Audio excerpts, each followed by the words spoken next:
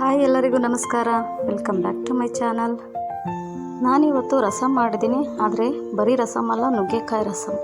ಇದೆಷ್ಟು ಟೇಸ್ಟಿಯಾಗಿದೆ ಅಂದರೆ ನೀವು ಒಂದು ಸರಿ ಇದನ್ನು ಟೇಸ್ಟ್ ಮಾಡಿಬಿಟ್ರೆ ಮತ್ತೆ ಈ ಟೇಸ್ಟ್ನ ಮರೆಯೋದೇ ಇಲ್ಲ, ಅಷ್ಟು ಚೆನ್ನಾಗಿರುತ್ತೆ. ಇದನ್ನು ಮಾಡೋದಕ್ಕೆ ನಾನು ಒಂದು ಬಾಣಲಿ ತೊಗೊಂಡಿದ್ದೀನಿ. ಅದಕ್ಕೆ ಎಣ್ಣೆ, ಸಾಸಿವೆ, ಒಣಮೆಣಸಿನ್ಕಾಯಿ ಮತ್ತು ಟೊಮೊಟೊ ಹಾಕಿದ್ದೀನಿ. ಟೊಮೊಟೊ ಎಲ್ಲ ಹಾಕಿದ್ದಾದಮೇಲೆ ಚೆನ್ನಾಗಿ ಮ್ಯಾಶ್ ಆಗೋವರೆಗೂ ಇದನ್ನು ಫ್ರೈ ಮಾಡ್ಕೊಬೇಕು. ಆಮೇಲೆ ಹಸಿ ಕರಿಬೇವು ಹಾಕ್ತಾಯಿದ್ದೀನಿ. ಯಾವಾಗಲೂ ರಸಮ್ಗೆ ಹಸಿ ಕರಿಬೇವನ್ನೇ ಹಾಕ್ಕೊಬೇಕು, ಟೇಸ್ಟು ತುಂಬ ಚೆನ್ನಾಗಿರುತ್ತೆ. ಟೊಮೊಟೊನ ಹಾಗೆ ಎಣ್ಣೆಲೇ ಫ್ರೈ ಮಾಡ್ಕೊಳ್ತಾನೆ ಇರಬೇಕು. ಇದ್ರ ಜೊತೆಗೆ ಈಗ ಹಿಂಗು ಕೂಡ ಹಾಕ್ಕೋತಾ ಇದ್ದೀನಿ, ಜೊತೆಗೆ ಸ್ವಲ್ಪ ಅರಿಶಿನ ಪುಡಿನೂ ಹಾಕ್ಕೋತಾ ಇದ್ದೀನಿ. ಇವೆರಡು ಹಾಕ್ಬಿಟ್ಟು ಸ್ವಲ್ಪ ಹೊತ್ತು ಹಾಗೆ ಫ್ರೈ ಮಾಡ್ಕೋಬೇಕು. ನಾನೀಗಾಗಲೇ 1 ಕಪ್ ತೊಗರಿಬೇಳೆನ ಚೆನ್ನಾಗಿ ಬೇಯಿಸಿ ಮಸ್ತು ಎತ್ತಿಟ್ಕೊಂಡಿದ್ದೀನಿ. ಅದನ್ನು ಈಗ ಇದ್ರ ಜೊತೆಗೆ ಹಾಕ್ಕೋತಾ ಇದ್ದೀನಿ, ಮಸ್ತಿರೋಂಥ ತೊಗರಿಬೇಳೆ. ಇದನ್ನೆಲ್ಲ ಹಾಕಿದ್ದಾದಮೇಲೆ ರಸಮ್ಗೆ ಎಷ್ಟು ಬೇಕೋ ಅಷ್ಟು ನೀರನ್ನು ಹಾಕ್ಕೋಬೇಕು. ನಾನು ಅದೇ ಬೌಲಲ್ಲಿ 2 ಬೌಲ್ನಷ್ಟು ನೀರು ಹಾಕ್ಕೋತಾ ಇದ್ದೀನಿ. ನಾನು ಈ ರಸಮ್ನ 4 ಜನಕ್ಕೆ ಆಗುವಷ್ಟು ಮಾಡ್ತಾಯಿದ್ದೀನಿ. ನಿಮಗೆ ಜಾಸ್ತಿ ಬೇಕಾದರೆ ಇನ್ನೊಂದು ಸ್ವಲ್ಪ ಜಾಸ್ತಿ ನೀರು ಮತ್ತು ತೊಗರಿಬೇಳೆನ ಜಾಸ್ತಿ ಹಾಕ್ಕೋಬೇಕಾಗತ್ತೆ. ಈಗ ರಸಮ್ ಚೆನ್ನಾಗಿ ಮಳ್ತಾ ಇದೆ. ನಾನು 4 ನುಗ್ಗೆಕಾಯಿನ ಬಿಡಿಸಿಟ್ಕೊಂಡು ಕಟ್ ಮಾಡಿಕೊಂಡು ಹಾಕ್ಕೋತಾ ಇದ್ದೀನಿ. ಇದು ಚೆನ್ನಾಗಿ ಮಳ್ಳೋ ಟೈಮ್ಗೆ ನುಗ್ಗೆಕಾಯಿ ಹಾಕ್ಕೋಬೇಕು. ನುಗ್ಗೆಕಾಯಿ ಹಾಕಿದ್ದಾದಮೇಲೆ ಇದ್ರ ಜೊತೆಗೇನೆ ರುಚಿಗೆ ತಕ್ಕಷ್ಟು ಉಪ್ಪನ್ನು ಈಗಲೇ ಹಾಕ್ಕೋತಾ ಇದ್ದೀನಿ. ನುಗ್ಗೆಕಾಯಿ ಸಾಫ್ಟ್ ಇರೋದ್ರಿಂದ ಸ್ವಲ್ಪ ಬೇಗನೆ ಬೆಂದೋಗ್ಬಿಡುತ್ತೆ.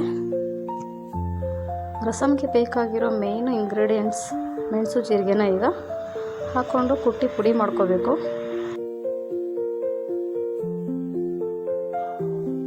ಮೆಣಸು ಜೀರಿಗೆನ ಕುಟ್ಟಿ ಪುಡಿ ಮಾಡಿದ್ದಾದಮೇಲೆ ಇದ್ರ ಜೊತೆಗೇ ಬೆಳ್ಳುಳ್ಳಿ ಕೂಡ ಹಾಕ್ಕೊಂಬಿಟ್ಟು ಜಜ್ಕೊಂಬಿಟ್ರೆ ಸಾಕು.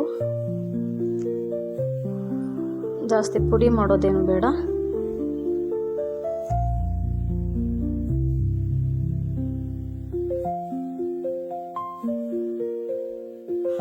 ಬೆಳ್ಳುಳ್ಳಿ ಜಜ್ಜಿದಾದ್ಮೇಲೆ ಇದ್ರ ಜೊತೆಗೇ ಒಂದು 3 ಹಸಿಮೆಣಸಿನ್ಕಾಯಿ ತೊಗೊಂಡಿದ್ದೀನಿ.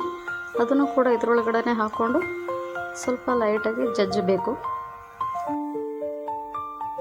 ಪೂರ್ತಿ ನೈಸಿಗೇನು ಬೇಡ, ಈ ಥರ ತರಿಯಾಗಿದ್ದರೆ ಸಾಕು. ಈಗ ಇದನ್ನು ತೆಗೆದಿಟ್ಕೊಬಿಡೋಣ. ಈಗ ಮಳ್ತಾ ಇರೋ ರಸಮ್ಗೆ ಜಜ್ಜಿ ಇಟ್ಕೊಂಡಿರೋ ಜೀರಿಗೆ, ಮೆಣಸು, ಮೆಣಸಿನ್ಕಾಯಿ, ಬೆಳ್ಳುಳ್ಳಿನ ಹಾಕ್ಕೋತಾ ಇದ್ದೀನಿ. ಜೊತೆಗೆ ಹುಣಸೆ ರಸನೂ ಕೂಡ ಹಾಕ್ಕೋತಾ ಇದ್ದೀನಿ. ಹುಣಸೆ ಹಣ್ಣೆಲ್ಲ ತೆಗೆದುಬಿಟ್ಟು ಬರೀ ನೀರನ್ನು ಮಾತ್ರ ಹಾಕ್ಕೋಬೇಕು. ಲಾಸ್ಟಲ್ಲಿ ಕೊತ್ತಂಬರಿ ಸೊಪ್ಪು ಹಾಕ್ಕೊಂಡ್ಬಿಟ್ರೆ ರಸಮ್ ರೆಡಿಯಾಗಿದೆ. ನುಗ್ಗೆಕಾಯಿಂದ ಕೂಟು, ಸಾಂಬಾರು, ಪಲ್ಯ ಜೊತೆಗೆ ಈ ಥರ ರಸಮ್ ಕೂಡ ಮಾಡ್ಬೋದು. ತುಂಬ ಟೇಸ್ಟಿಯಾಗಿರುತ್ತೆ, ಸ್ವಲ್ಪ ವೆರೈಟಿ ಆಗೋ ಇರುತ್ತೆ.